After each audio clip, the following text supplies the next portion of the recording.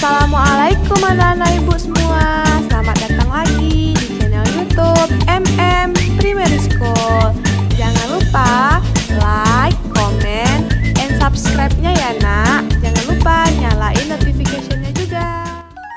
Halo anak-anak ibu yang pintar. Kali ini kita akan mengupas materi kelas 6, tema 4, subtema 3 dengan judul Mengenal Globalisasi beserta contohnya.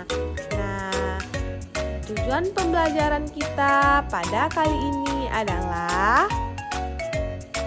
yang pertama, anak ibu mampu memahami pengertian dari globalisasi. Yang kedua, anak ibu mampu memahami setiap contoh dari globalisasi. Nah, anak-anak ibu udah tahu apa belum apa itu globalisasi? Globalisasi itu adalah fase perubahan yang terjadi pada masyarakat di seluruh dunia. Sekarang kita masuk ke dalam aspek-aspek globalisasi. Yang pertama ada aspek politik, yang kedua ada aspek ekonomi, yang ketiga ada aspek sosial budaya. Kita akan mengulas aspek yang pertama, yaitu aspek politik. Di dunia politik, globalisasi mempengaruhi berbagai kebijakan dan adanya aktivitas politik yang didasarkan pada nilai-nilai universal, seperti disusunnya kerjasama internasional dan HAM. Nah, aspek yang kedua adalah aspek ekonomi.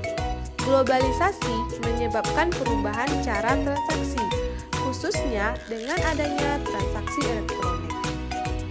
Contohnya, nah sekarang nak, ketika anak-anak ibu ingin melakukan transaksi, anak ibu tidak perlu lagi nak jauh-jauh ke tempat anak ibu akan melakukan transaksi.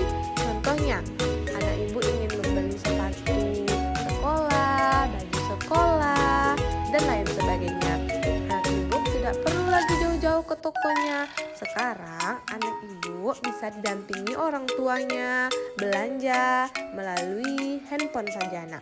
Nanti transaksinya elektronik. Nah, contohnya ada Tokopedia, OLX, Shopee, dan masih banyak lagi toko yang lainnya nak. Nah, ketika anak ibu sudah dapat atau sudah dipilih baju yang ingin dibeli, sepatu yang ingin dibeli di toko tersebut, nanti akan dibantu oleh orang tua anak ibu bagaimana cara mentransaksinya atau bagaimana cara membayarnya secara elektronik nak. Nah, itulah kemudahan yang diberikan oleh globalisasi ini. Nah, kita masuk ke dalam aspek yang ketiga, yaitu aspek sosial budaya. Globalisasi membuat elemen sosial budaya di sebuah negara dapat mempengaruhi negara yang lain. Contohnya nak, dulu kita melihat orang membajak sawah itu dengan kerbau. Sekarang karena zaman sudah semakin canggih, contohnya ketika ada suatu negara menghasilkan alat-alat baru, itu mempengaruhi negara lain. Dia akan membeli juga alat tersebut agar mempermudah masyarakatnya dalam melakukan pekerjaan. Contohnya nah, itulah tadi. Adanya dulu orang yang membajak dengan sapi, sekarang udah diganti dengan alat atau yang disebut dengan mesin baja. Nah, dengan adanya mesin baja ini akan mempermudah para petani untuk membajak sawah mereka.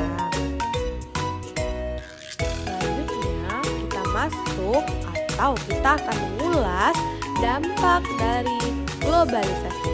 Ada dampak positif, ada juga dampak negatifnya nak.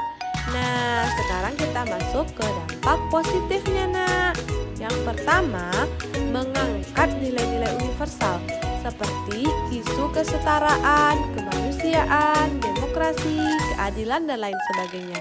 Yang kedua, memungkinkan saling mengenal perbedaan budaya, baik itu agama, aturan, dari berbagai masyarakat. Itulah tadi efek positif dari globalisasi nak. ketika ada efek positif, maka akan ada juga efek negatifnya. Nah, efek negatif dari globalisasi adalah yang pertama, memunculkan perilaku konsumtif. Yang kedua, mengikis kebudayaan lokal. Maksudnya, dengan adanya globalisasi akan menghilangkan kebudayaan lokal yang ada di negara kita. Nah, contohnya, awalnya tari kebudayaan kita banyak mengandung tradisi tradisional.